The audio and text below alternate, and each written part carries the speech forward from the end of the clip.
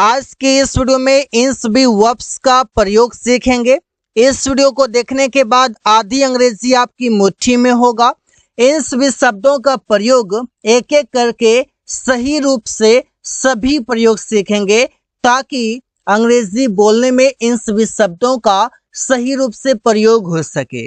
ये डे 1 है जिसमें आप अंग्रेजी बोलना, अंग्रेजी लिखना, अंग्रेजी समझना सब कुछ समझ पाएंगे। तो चलिए शुरू करते हैं। सबसे पहले एज एम आर से, यहाँ पर एज एम आर है, वाज वर है, हैज हैव हैड है, इस तरीके से कई सारे हैं, 35 प्लस है। इस वीडियो में कंप्लीट यूज सीखेंगे। पहला है एज एम एंड आर। इसका मीनिंग क्या होता है इसको पहले छोड़ देते हैं। इसका प्रयोग यहाँ पर 3 तरीके से किया गया है। एक में है जहाँ पर बता रहे हैं, दूसरा में बता रहे हैं कोई काम कर रहा है, रही है, रहे हो, और तीसरा में बताया जा रहा है कोई काम किया जाता है। इस प्रकार से मतलब पहले सेंटेंस में बताया जा रहा है स्टेट ऑफ बीइंग, यहाँ पर कोई भी एक्शन नहीं है, यहाँ पर नो एक्शन है। एकदम आराम से वीडियो को देखिए, कंप्लीट समझ में आएगा। No action. अब इसमें क्या हो रहा है, इसमें बताया जा रहा है क्वालिटी। जब क्वालिटी बताया जाए, जब गुण बताए जाए, वहां पर बात करते हैं एचएमआर का। दूसरा में जब कोई कंटिन्यूअस एक्शन बताए जाए, जब कोई कंटिन्यूअस एक्शन बताए जाए वो भी प्रेजेंट में, तब इससे प्रयोग करते हैं। और इससे प्रयोग करते हैं जब पैसिव वॉइस की बातें करते हैं, जब हम वॉइस की बातें करते हैं तब। और ये सेंटेंस है प्रेजेंट इंडेफिनिट का पैसिव वॉइस। अब देखते हैं ही इज अ स्टूडेंट, वो एक छात्र है। यहाँ पर क्वालिटी बताया जा रहा है, गुण बताया जा रहा है, उसके बारे में बताया जा रहा है कि वो क्या है। दिस इज अ बुक, यह एक किताब है। यहाँ पर नो एक्शन है, यहाँ पर क्वालिटी, यहाँ पर गुण बताया जाता है। Priya is cooking food, Priya खाना पका रही है। अब यहाँ पर क्या हो रहा है सोच कर देखिए, पता चलेगा कि सेंटेंस में काम चल रहा है और वो भी प्रेजेंट में चल रहा है। जब काम प्रेजेंट में चल रहा हो तो उस समय आप एज एम आर के साथ V4 लगाते हैं। दैट मीन्स V1 के साथ ING को जोड़ते हैं। और जब स्टेट ऑफ बीइंग बताते हैं उसमें एज एम आर के साथ कोई भी नाउन आ जाता है। You are reading the book, तुम किताब पढ़ रहे हो। सेंटेंस के लास्ट में रहा है, रही है। द बुक इज क्लीन्ड, कमरा साफ किया जाता है, किसी के द्वारा किया जाता है, कौन करता है पता नहीं। The book is built, the road is built, सड़क बनाया जाता है। हिंदी मीनिंग भी साथ साथ है ताकि आप आसानी से समझ सकते हैं। अब अगला शब्द हमारे पास वॉज एंड वर। जैसे ही वॉज अ डॉक्टर, वो एक डॉक्टर था। सेम तरीके से स्टेट ऑफ बीइंग ये भी बताएगा, क्वालिटी ये भी बताएगा, नो एक्शन इसमें भी है। और इसमें बताएगा कि पास्ट में काम कंटिन्यू था, मतलब कोई भी कंटिन्यूअस एक्शन को बताने के लिए करते हैं। और ये बताएगा पास्ट के इंडेफिनिट के, पास्ट इंडेफिनिट का पैसिव वॉइस होगा। पास्ट इंडेफिनिट का पैसिव वॉइस जो कि आप आराम से समझ पाएंगे। जैसे देखिए ही वॉज अ डॉक्टर, वो एक डॉक्टर था, ये पास्ट में होगा। वॉज वर यूज करने का मतलब ये कि वो सभी सेंटेंसेस पास्ट का होगा, बीते हुए कल का होगा। दे वर प्लेयर्स, वे लोग खिलाड़ी थे। यहाँ पर स्टेट ऑफ बीइंग है, यहाँ पर क्वालिटी बताया जा रहा है। यहाँ पर स्टेट ऑफ बीइंग समझिए स्थिति या अवस्था की बातें करते हैं। You were cleaning the room, तुम कमरा साफ कर रहा था। पास्ट में काम कंटिन्यू था, काम चल रहा था। He was driving a car, driving the car, वो कार चला रहा था। जिन्हें कुछ नहीं आता वो भी आज के इस वीडियो में कंप्लीट चीजों को समझ पाएंगे। और बहुत सारी चीजें ऐसी होगी जो कि आपने शायद पहले नहीं सीखा होगा। तो कंप्लीट वीडियो देखिए, समझ आएगा सेंटेंस बनते कैसे हैं, कॉन्सेप्ट होता कैसा है और अंग्रेजी आखिर है क्या, समझा कैसे जाता है। मैंगोज वर प्लग्ड, आम तोड़ा गया। मीनिंग देख लीजिए साथ में, लास्ट में पहचान होगा इस प्रकार से, गया गई, कोई काम किया गया, कोई काम की गई। द स्ट्रीट वॉज डेकोरेटेड, गली सजाई गई। ऐसे सेंटेंसेस बनाए जाते हैं। और the more you practice the better you learn. So practice करने की काफी ज्यादा जरूरत है। अगला देखिए हैज, हैव और हैड का प्रयोग। पहले तो बस आप बताया जा रहा है कि सेंटेंस में है पोजीशन। अब ये पोजीशन क्या होता है। दूसरे में है कि यहाँ पर है कोई भी कंप्लीट एक्शन, कंप्लीट एक्शन की बातें होंगी। और तीसरा में है यहाँ पर भी है पोजीशन। अब ये दो पोजीशन हो गया, एक कंप्लीट एक्शन हो गया। आखिर क्या है, एक पोजीशन है और एक यहाँ पर रिलेशन बताया जा रहा है। जब रिलेशन की भी बात हो वहां पर भी आप हैज हैव का यूज कर सकते हैं। हैज हैव प्रेजेंट के लिए है और हैड पास्ट के लिए है। इससे आई हैव अ कार, मेरे पास एक कार है, यहाँ पर पोजीशन है, अधिकार है। ही हैज टू ब्रदर्स, उसके दो भाई हैं, यहाँ पर रिलेशन है। वीडियो थोड़ा लंबा होगा, देख लीजिए, काफी चीजें आपको समझ में आने वाला है और बहुत सारी न्यू चीजें आप सीख पाएंगे।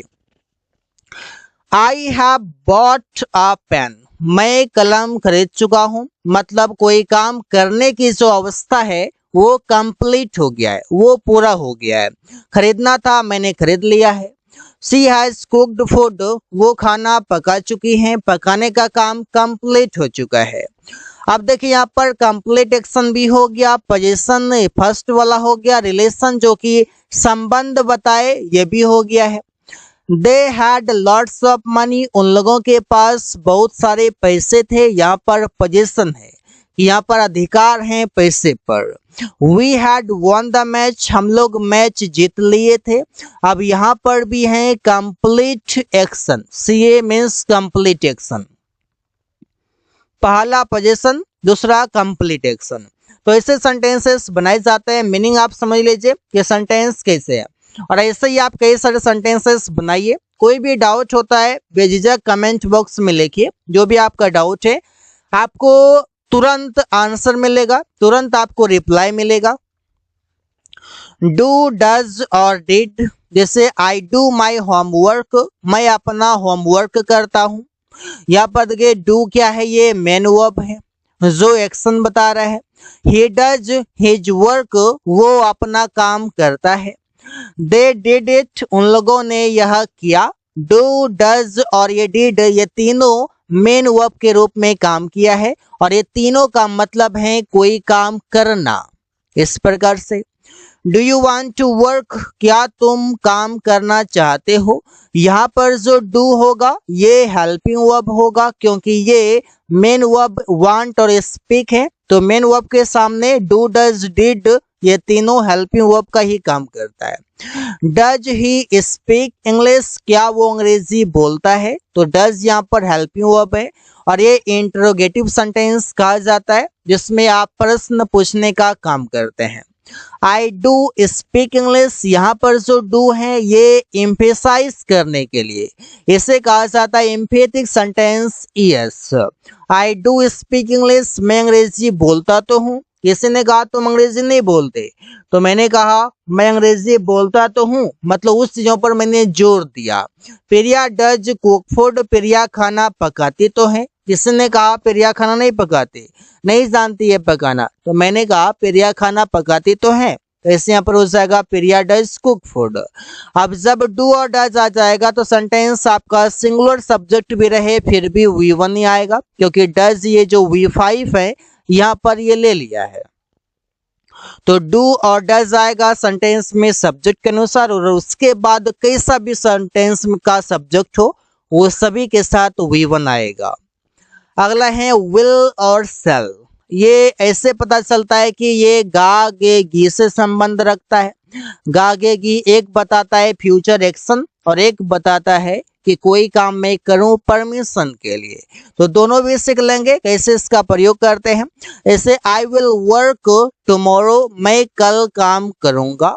He will read the book, वो किताब पढ़ेगा। अब देखिए यहाँ पर सेंटेंस में बताया जा रहा है कि कोई काम आने वाले समय में करेगा। कोई भी सेंटेंस का सब्जेक्ट, कोई भी सब्जेक्ट कोई काम करेगा आने वाले समय में, तो मतलब ये फ्यूचर एक्शन हो गया। They will play the match, वे लोग मैच खेलेंगे, तो आने वाले समय में कोई काम करेंगे। मैं तुमसे मिलूंगा, मैं वहां जाऊंगा, वे लोग किताब खरीदेंगे, तो कुछ भी हम बता सकते हैं आने वाले समय के लिए। तो ये तो हो गया फ्यूचर एक्शन। वीडियो थोड़ा लंबा होगा, एडजस्ट कीजिए, वीडियो को वॉच कीजिए, कंप्लीट समझ आएगा। Shall I take your pen, क्या मैं आपका कलम लूं? यहाँ से आपको पता चल रहा है कि यहाँ पर हम ले रहे हैं परमिशन। परमिशन जब लेने की बात होगी तो वहां पर आपको पोलाइट होना पड़ेगा, और ये शेल जब हम प्रयोग करते हैं तो ये होता है इनफॉर्मल। इनफॉर्मल वो होता है जो कि आप फ्रेंड के साथ, अपने रिलेटिव्स के साथ, अपने फैमिली मेंबर के साथ प्रयोग करते हैं। ये आप किसी बॉस के साथ, किसी एल्डर पर्सन के साथ, किसी अननोन पर्सन के साथ इनफॉर्मल वे में आप बात नहीं करते हैं। Shall we play the match, क्या हम लोग मैच खेलें? यहाँ पर परमिशन ले रहे हैं। शैल आई सिट हियर, क्या मैं यहाँ बैठूं? तो ऐसे आप प्रयोग कर सकते हैं। तो सेंटेंस में जब भी आप परमिशन लेंगे तो सेंटेंस इंट्रोगेटिव बनाएंगे। सबसे पहले शैल, इसके बाद सब्जेक्ट, इसके बाद V1 और इसके बाद कोई भी ऑब्जेक्ट जैसा भी सेंटेंस का मीनिंग होगा। विल बी और शैल बी। अब यहाँ पर देखिए विल बी और शैल बी का मतलब जो होगा अलग अलग तरीके से। जैसे he will be a doctor, वो एक डॉक्टर होगा। यहाँ पर बात किया जा रहा है स्टेट ऑफ बीइंग, यहाँ पर कोई भी एक्शन की बातें नहीं हो रही। वो बाजार में होगा, वो स्कूल में होगा, वो डॉक्टर होगा, वो इंजीनियर होगा, कोई भी एक्शन नहीं है। They will be in the market, वे लोग बाजार में होंगे। विल बी के साथ कोई भी अदर वर्ड आप लिख सकते हैं, चाहे कोई नाउन हो या अदर वर्ड हो। I shall be in the school, मैं स्कूल में होऊंगा। We shall be a singer, हम लोग गायक होंगे। अब यहाँ पर देखिए शैल का प्रयोग जो किया जाता है, अब तो बहुत कम प्रयोग किया जाता है इसका, लेकिन शैल का प्रयोग जो करते हैं वो आई के साथ और वी के साथ करते हैं, मतलब फर्स्ट पर्सन के साथ इसका प्रयोग करते हैं। चाहे तो आप कर सकते हैं, लेकिन इसका प्रयोग अब बहुत कम किया जाता है। He will be reading the book, वो किताब पढ़ रहा होगा। तो will be के साथ आपका V4 आ गया, जो बताएगा कि आने वाले समय में काम कंटिन्यू रहेगा, काम चल रहा होगा। They will be writing a letter, वे लोग पत्र लिख रहे होंगे, आने वाले समय की बात हो रही है। She will be cooking food, वो खाना पका रही होगी। तो कोई काम कर रही होगी, वहां पर will be के साथ V4 लगा सकते हैं। कभी तो अदर वर्ड आ रहा है, कभी V4 आ रहा है और मीनिंग चेंज करके आ रहा है, तो आप समझ सकते हैं। आगे देखते हैं शुड और मस्ट। ये दोनों का मतलब होता है चाहिए, किसी का होता है जरूर चाहिए, अवश्य चाहिए, ऐसे प्रयोग करते हैं, मतलब मोस्टली चाहिए समझिए। I should walk in the morning, मुझे सुबह में टहलना चाहिए। तो इससे क्या पता चलता है? इससे पता ये चलता है कि मुझे एडवाइस मिल रहा है। जब एडवाइस मिल रहा हो तो वहां पर शुड और मस्ट का प्रयोग करते हैं। मस्ट का प्रयोग करते हैं सब एकदम एम्फेसाइज दे करके आपको एडवाइस देना हो, आपको ये करना ही चाहिए, आपको ये जरूर करना चाहिए, तो वहां पर आप करते हैं। दे शुड नॉट स्मोक, उन लोगों को नशा नहीं करना चाहिए, धूम्रपान नहीं करना चाहिए। यू शुड रिस्पेक्ट एल्डर्स, तुम्हें बड़ों का सम्मान करना चाहिए। तो यहाँ पर एडवाइस जब देने की बातें होंगी तो शुड के साथ तो V1 का प्रयोग कर लेंगे। V1 मतलब वर्ब के फर्स्ट फॉर्म, जैसे कि गो आ जाए, स्पीक आ जाए। यहाँ पर आप देखिए, यहाँ पर रिस्पेक्ट हो, चाहे स्मोक हो, वॉक हो, ये सभी V1 है। आप देखते हैं मस्ट का प्रयोग, we must obey the rules, हम लोगों को नियमों का पालन करना चाहिए। Ramesh must learn English, Ramesh को जरूर अंग्रेजी सीखना चाहिए। कोई काम करना चाहिए एडवाइस है, लेकिन मस्ट लगा मतलब जरूर करना चाहिए। You must go with him, तुम्हें जरूर उसके साथ जाना चाहिए। आई होप कि आप समझ पा रहे हैं। कोई भी डाउट हो तो आप कमेंट बॉक्स में जरूर बताएं। अगला है शुड के साथ कभी बी का प्रयोग करते हैं तो कभी हैव का प्रयोग करते हैं। और ये दोनों का क्या मीनिंग होगा एक एक करके देखते हैं। ऐसे they should be in the school, वो स्कूल में होंगे। शुड बी का मतलब हो गया होगा, होगी, होंगे। You should be on the roof, तुम छत पर, तुम्हें छत पर होना चाहिए। अब यहाँ पर जब भी आप होना चाहिए की बातें करते हैं तो वहां पर आप बातें करते हैं इस तरीके से, होना चाहिए। The street should be decorated, गली सजाई जानी चाहिए, कोई काम किया जाना चाहिए, कोई काम किया जाना चाहिए तो वहां पर भी आप प्रयोग करते हैं। जब ऐसा मीनिंग आता है तो वहां पर शुड बी के साथ वी3 लगाते हैं। और ये they should be in the school, उन लोगों को स्कूल में होना चाहिए। तो यहाँ पर आप देख सकते हैं कि शुड के साथ, शुड बी के साथ कभी अदर वर्ड आ रहा है तो कभी वी3 आ रहा है। वी3 आ रहा है तो मीनिंग हो रहा है कोई काम किया जाना चाहिए, और अदर वर्ड आ रहा है तो मतलब होना चाहिए किसी भी स्थान पर, किसी भी पोस्ट पर।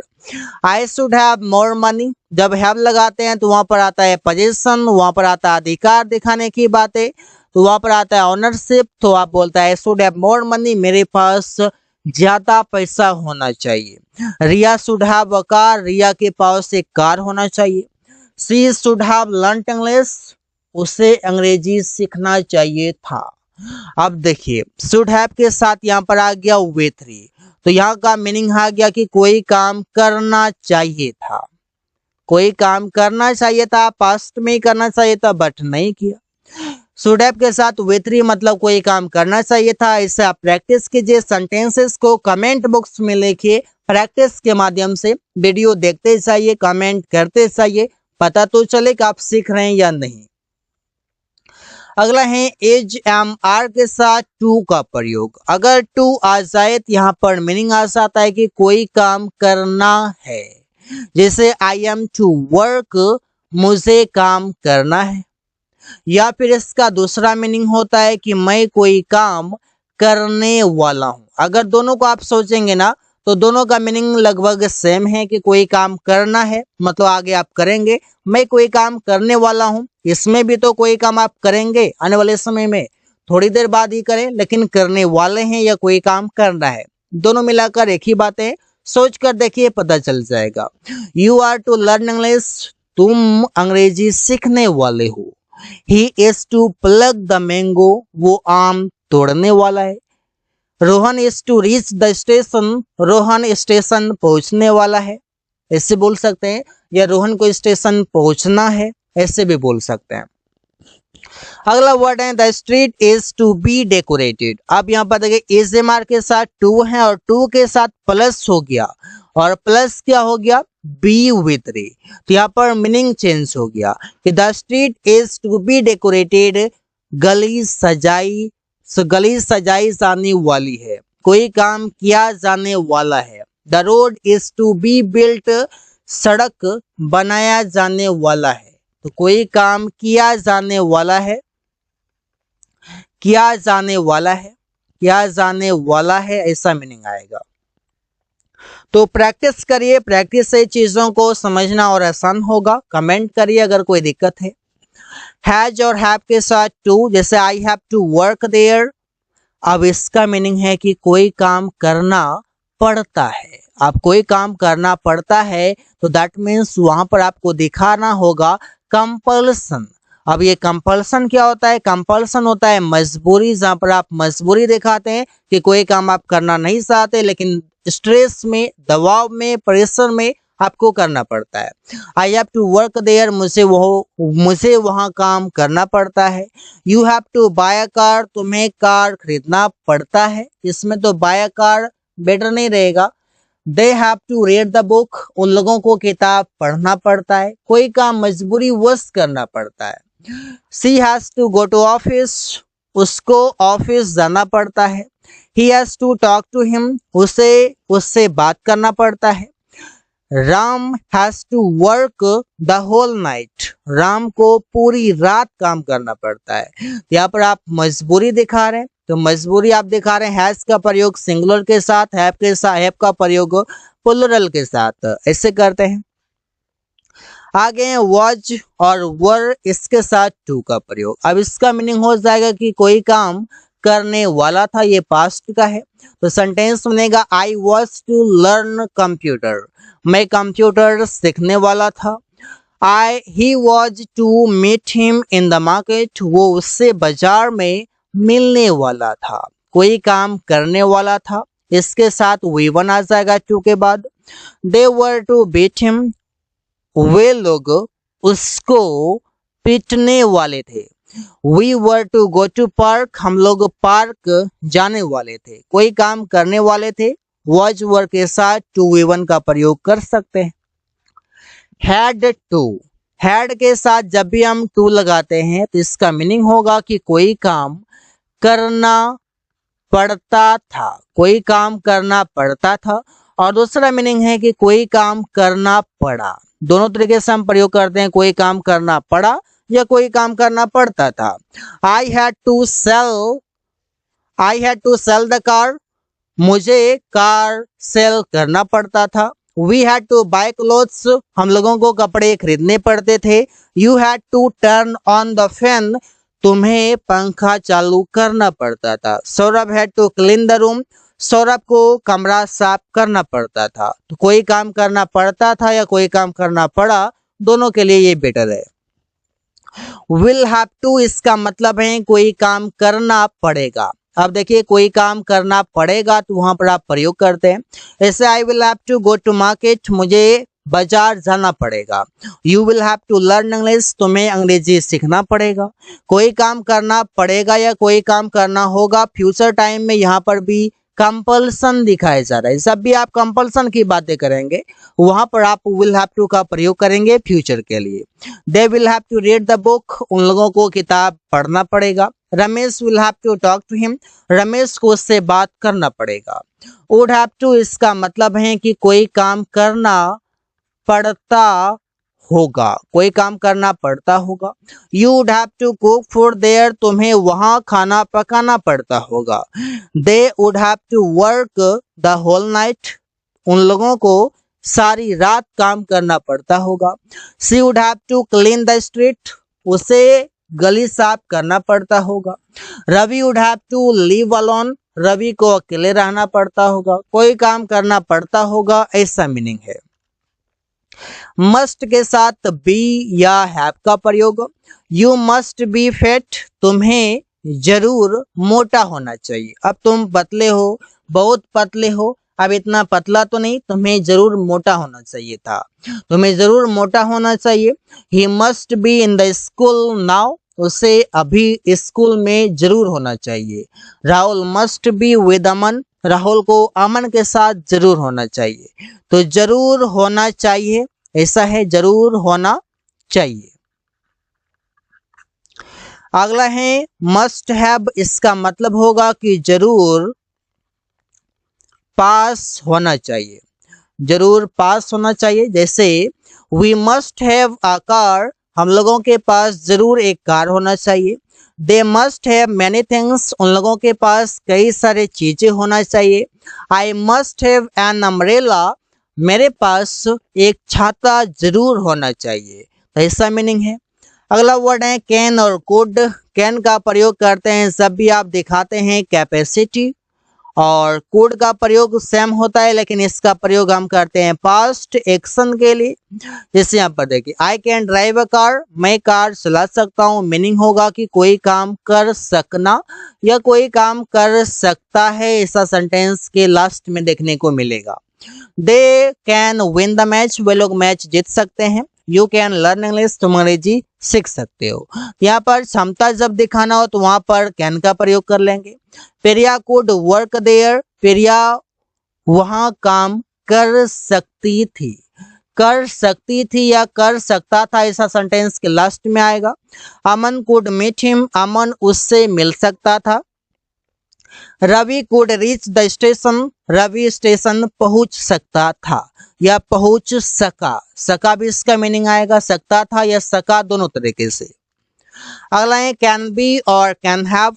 जैसे I can be on the roof, मैं छत पर हो सकता हूँ या वो छत पर हो सकता है। Suman can be in the ground, Suman मैदान में हो सकता है। राहुल कैन बी बीटन, अब यहाँ पर देखिए यहाँ पर कैन बी के साथ V3 का प्रयोग है।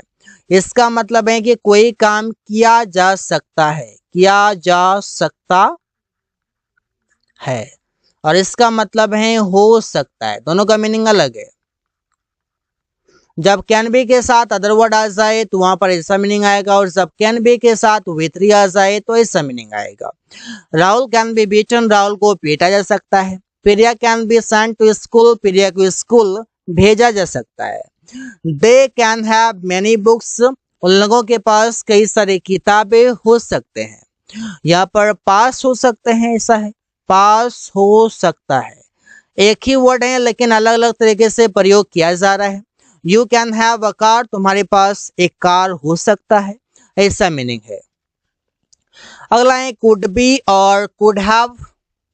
ऐसे the street could be decorated, गली सजाई जा सकती थी, कोई काम किया जा सकता था, किया जा सकता था या की जा सकती थी, ऐसे भी यहाँ पर होगा।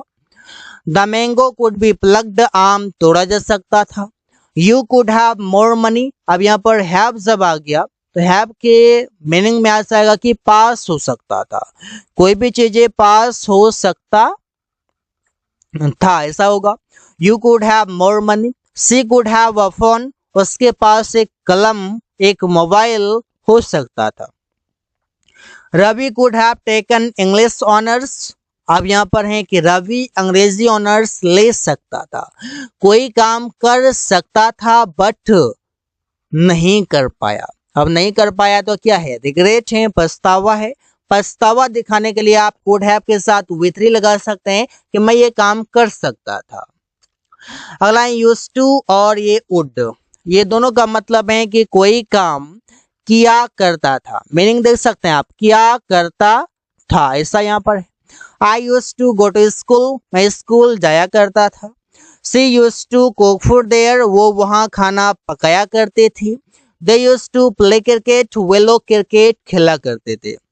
इससे बताते हैं पास्ट के रेगुलर एक्शन। जब भी आपको बताना हो पास्ट के रेगुलर एक्शन तो वहां पर आप यूज टू लगा सकते हैं, और साथ ही साथ आप वुड भी लगा सकते हैं। दोनों के लिए अलग हैं, अलग नहीं है, दोनों के लिए एक ही है। पास्ट रेगुलर एक्शन कहिए या पास्ट का हैबिट कहिए, बोथ आर इक्वल। जैसे I would live in Delhi, मैं दिल्ली में रहा करता था, पास्ट का हैबिट है, रेगुलर रहा करता था। Aman would work there, Aman वहां काम किया करता था। I would go to school, मैं स्कूल जाया करता था, पास्ट में मेरा रेगुलर हैबिट था, रेगुलर एक्शन था कि मैं स्कूल जाया करता था। Rohan would decorate the street, Rohan गली साफ किया करता था, कोई काम किया करता था। अगला शब्द है वुड बी के साथ वुड हैव का प्रयोग, जैसे कि I would be a doctor, वो एक डॉक्टर होता। He would be a doctor, वो एक डॉक्टर होता, कोई भी चीजें होता, इस प्रकार से आप दिखा सकते हैं। सेंटेंस काफी आसान है, बस समझना है तो कॉन्सेप्ट क्या कि सेंटेंस बन किससे रहा है। आप देखिए यहाँ पर दे वुड बी प्लेयर्स, वे लोग खिलाड़ी होते। Aman would be given money, Aman would be के साथ V3, मतलब अमन को पैसे दिया होता, कोई काम किया होता। मैंगोज वुड बी प्लग्ड, आम तोड़ा गया होता, कोई काम किया गया होता। इस प्रकार से यहाँ पर कोई काम किया गया होता ऐसे भी दिखा सकते हैं, किया गया होता या क्या होता। आई वुड हैव मेनी फ्रेंड्स, मेरे पास बहुत सारे दोस्त होते, मतलब पास होते के सेंस में यहाँ पर आएगा, पास होते। ही वुड हैव 2 कार्स, उसके पास 2 कार होता। They would have won the match, वे लोग मैच जीत चुके होते, कोई काम कर चुके होते। सेंटेंस का यहाँ पर मीनिंग चेंज हो रहा है क्योंकि यहाँ पर वर्ब चेंज हो रहा है। वुड हैव के साथ V3 यहाँ पर आ रहा है और यहाँ पर वुड हैव के साथ यहाँ पर ऑब्जेक्ट आ रहा है, तो मीनिंग अलग अलग तरीके से है। She would have completed the work, वो काम कंप्लीट कर चुकी होती, ऐसा है। मे एंड माइट, अब इसका मतलब है वही कोई काम कर सकता है, इसका प्रयोग करते हैं संभावना दिखाने के लिए। जैसे इट में रेन टुडे, आज बारिश हो सकती है। ही में कम टू नाइट, वो आज रात आ सकता है। Ravi may win the match, Ravi match जीत सकता है, कोई काम कर सकता है, वहां पर संभावना है। He might go to market, वो शायद बाजार जा सकता है। माइट जैसे ही आता है तो वहां पर आप एक वर्ड लगा सकते हैं और वो है शायद। शी माइट कुक फूड, वो शायद खाना पका सकती है। अमन माइट लर्न इंग्लिश, अमन शायद अंग्रेजी सीख सकता है। तो कोई काम कर सकता है उसे दिखा सकते हैं। अगला शब्द है मे बी और माइट बी। अब इसका प्रयोग आप करते हैं हो सकता है के सेंस के लिए। अब यहाँ पर जैसे मे और माइट आए तो वहां पर समझिए कि आप बात कर रहे हैं संभावना के लिए। He may be in the market, वो बाजार में हो सकता है, संभावना है, एक्यूरेट नहीं है। Ravi may be a doctor, Ravi एक डॉक्टर हो सकता है, ऐसा है। सुमन मे हैव अ कार, सुमन के पास एक कार हो सकता है। Ravi may have two brothers, Ravi के दो भाई हो सकते हैं, संभावना है, मुझे एक्यूरेट नहीं पता, मतलब अनुमान है कि उसके दो भाई होंगे। तो इससे यहाँ पर सेंटेंस का मीनिंग है might be and might have. इसका प्रयोग आप कैसे करते हैं? ही माइट बी सुमन, वो शायद सुमन हो सकता है। अब दूर से आ रहा है, पहचान में नहीं आ रहा, तो एक अनुमान लगाते हैं कि वो सुमन हो सकता है, तो इससे प्रयोग कर सकते हैं। अगर आप इशारा करके बता रहे हैं, यहाँ पर आप दैट लगा सकते हैं कि that might be Suman. Ravi might be poor, Ravi गरीब हो सकता है, तो कोई चीज हो सकता है, शायद हो सकता है, इससे हो जाएगा। Rohan might have two books, Rohan के पास शायद दो किताब हो सकते हैं। Suresh might have a bike, Suresh के पास एक किताब हो सकता है। अगला देखिए शुड हैव हैड, इसका मतलब है पास होना चाहिए था। आपके पास एक कार होना चाहिए था क्योंकि हम लोगों को बस से शहर जाना पड़ रहा है। You should have had a car because we are having to go to city by bus. मेरे पास एक पेन होना चाहिए था क्योंकि मुझे एक पत्र लिखने की जरूरत है। तो होना चाहिए था, I should have had a pen, मेरे पास एक पेन होना चाहिए था क्योंकि as I need to write a letter, मुझे पत्र लिखने की जरूरत है। अगला है मस्ट हैव हैड और इसका मतलब है जरूर होना चाहिए था। जैसे मेरे पास सब्जी खरीदने के लिए पैसे जरूर होना चाहिए था। I must have had money to buy vegetables, तुम्हारे पास एक बाइक जरूर होना चाहिए था। You must have had a bike, तो कोई भी चीजें जरूर होना चाहिए था, मस्ट हैव हैड के साथ अदर वर्ड लगा सकते हैं। कुड हैव हैड, इसका मतलब है पास हो सकता था। सुमन के पास उसके पापा का भी सपोर्ट हो सकता था, लेकिन उसने पापा से कभी कुछ नहीं पूछा। Suman could have had his father's support, Suman के पास उसके पापा का भी सपोर्ट हो सकता था, बट लेकिन he never asked something to father, वो कभी अपने पापा से कुछ नहीं पूछा। तुम्हारे पास बैंक बैलेंस और एक बड़ा घर हो सकता था, लेकिन आपने पैसे की परवाह नहीं किया। You could have had a big house and bank balance but you did not care money, तुम आपने पैसे की परवाह नहीं किया। यहाँ पर ऐसे सेंटेंसेस बना सकते हैं। अगला है मे हैव हैड, इसका मतलब है पास हो सकता था, यहाँ पर पॉसिबिलिटी की बातें हैं। ऐसे सुमन के पास एक बड़ी कंपनी हो सकता था। सुमन में have had a big company, कोई भी चीजें पास हो सकता था, तो मे हैव हैड के साथ ऑब्जेक्ट आ जाएगा। मेरे पास एक मॉल हो सकता था। I may have had a mall. रवि के पास एक बाइक हो सकता था। Ravi may have had a bike. तो सेंटेंस बनाना काफी आसान है, बस समझना है कि सेंटेंस बन कैसे रहा है। अगला है वुड हैव हैड और इसका मतलब है पास होता। इसे अगर मैं अच्छे से काम करता तो मेरे पास एक कार होता। इसे इफ आई वर्कड वेल, अगर मैं अच्छे से काम करता, आई would have had a car, मेरे पास एक कार होता। मेरे पास आज एक बाइक होता, आई would have had a bike today. यदि उसने पहले अंग्रेजी सीखता तो उसके पास एक अच्छा जॉब होता। If you learn English before he would have had a good job। यहाँ पर आप समझ सकते हैं कि सेंटेंसेस में पास होता, जब भी आप बात करते हैं कि पहले अगर ऐसा करता तो मेरे पास ऐसा होता, तो वहां पर आप would have had लगाते हैं। अब देखिए has been और have been, इसे इसका मतलब हो जाएगा कोई काम किसी समय से कर रहा है, ऐसा मीनिंग है। ऐसे he has been working in the company for 2 years, वो 2 सालों से कंपनी में काम कर रहा है। 4 का मतलब है से, 2 सालों से। Saurabh has been cooking food since 2020, Saurabh 2020 से खाना पका रहा है। सिंस का मतलब है से। You have been living there for 5 months, तुम 5 महीनों से वहां रह रहे हो, कोई काम किसी टाइम से कर रहे हो। We have been playing cricket since 2005, हम लोग 2005 से क्रिकेट खेल रहे हैं। अब यहाँ पर है किसी टाइम से, जब टाइम नहीं भी रहे वहां पर आप एक लंबे समय की बात करते हैं, वहां पर भी आप दिखा सकते हैं। He has been working there, वो वहां काम करता आ रहा है। You have been learning English, तुम अंग्रेजी सीखते आ रहे हो। She has been cooking food, वो खाना पकाती आ रही है। यहाँ पर ऐसा मीनिंग है। अगला है had been और will have been, जैसे you had been cleaning the room for 2 days, तुम 2 दिनों से कमरे साफ करते आ रहे थे, कोई काम करते आ रहे थे, कोई काम कर रहे थे, किसी टाइम से कर रहे थे। अमन had been decorating the street since 3 अक्टूबर, अमन 3 अक्टूबर से गली साफ करता आ रहा था, ऐसा है। will have been जब आ जाए तो कोई काम किसी टाइम से कर रहे होंगे, ये आने वाले समय की बातें हो रही हैं, फ्यूचर टाइम के लिए।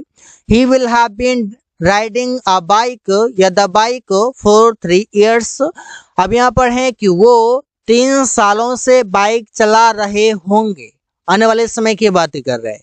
अभी चल रहा है 2023, 2023 को छोड़कर 2024, 2025, 2026, ये 3 साल वो बाइक चला रहे होंगे।